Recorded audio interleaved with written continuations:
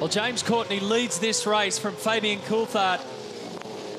But you'd have to say that the way this strategy game is panning out and the fuel situation is panning out, Jason Bright, who's in third spot there with the lights on, is on target for his first race win in 5 years in the V8 Supercar Championship. I'll tell you another name who may well pop up and end up on the podium here is Greg Murphy.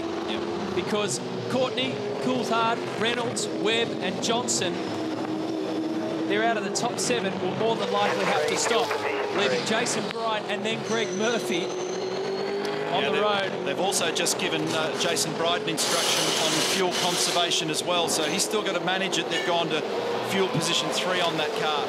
Yeah, he does, Neil. I've done a bit of a scan of the pit lane to see who's where. Now, these guys are all holding their cards very close to the chest, but I can tell you there ain't many fingernails left down here, including Brad Jones, and I reckon he's probably a lap better off than most. HRT, they reckon there'll be no burnouts if they win this race, so there's not much left there. Dick Johnson thinks maybe a little bit of fuel left there. They might be okay. Webby's guys are panicking, so, mate, in the last couple of laps will be crackers. So it's interesting then, what you're saying to me, Mark Larkham, is that's a positional move for now second in the race. Fabian Coulthard stepping aside for Jason Bright. That as the Holden Racing team, they think they can get to the end with Courtney. Is that the... Well, they're just not saying. I'm not going to put you on the spot like that. No, not so much that. No, they're very marginal, Neil. They're very marginal at best. They won't tell you numbers, but they're very marginal. So I reckon they're in a bit of trouble. I think so.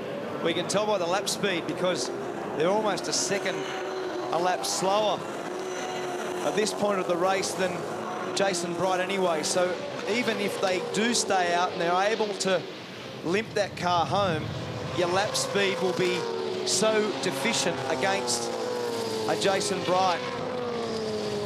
And it's a great feeling when all of a sudden you can feel a race coming to you. When you're Jason Bright and you've got good car pace, you're in a slightly better position with your strategy, and you're in the rhythm with the car and the racetrack. It's just great to be the hunter. And that's what he's doing at the moment, and he'll be enjoying every second of it.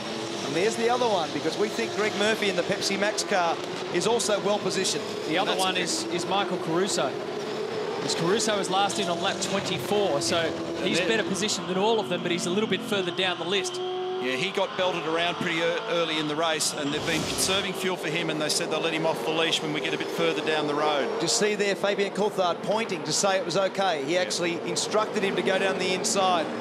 So good, responsible stuff from Fabian. Doesn't want to get involved in the battle, and all the guys looking on. There's the team owner, Brad Jones, up in the top left of your screen. And the gentleman at the back right-hand corner, who's obscured a little, is Dave Richards, and that's Jason's dad, who's a member of the crew.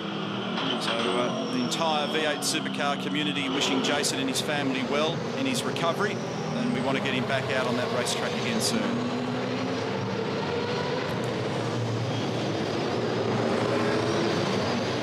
So Jason Bright, 2 seconds behind James Courtney.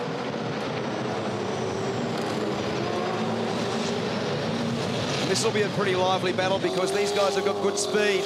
Whincup and Alex Davison. And this is Jamie. Have a look at this. He's been really good down into turn 11. I was critical of Alex being a bit too gentlemanly yesterday. Let's see what he does now.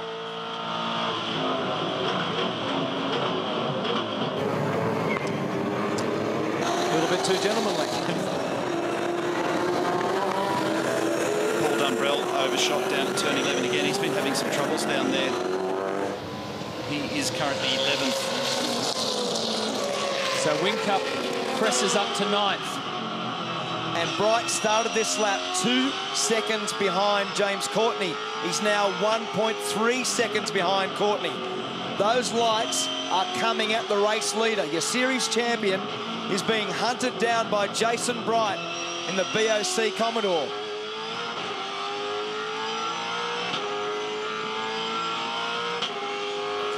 And as he crosses the line, it's 1.3 seconds. So it's, regardless of the fuel situation, it's a good recovery for Courtney as well after a really tough day yesterday. And we had a bit of fun with it but it certainly won't be funny when you're at the Toll Holden Racing team or in James's racing suit. But to start day 2 in a negative points position, it's quite bizarre. So even if they end up having to grab some fuel here, at least they're demonstrating that they've got some good balance and good car pace when it matters. So this is the onboard with Paul Dumbrell down at turn 11 from a lap back.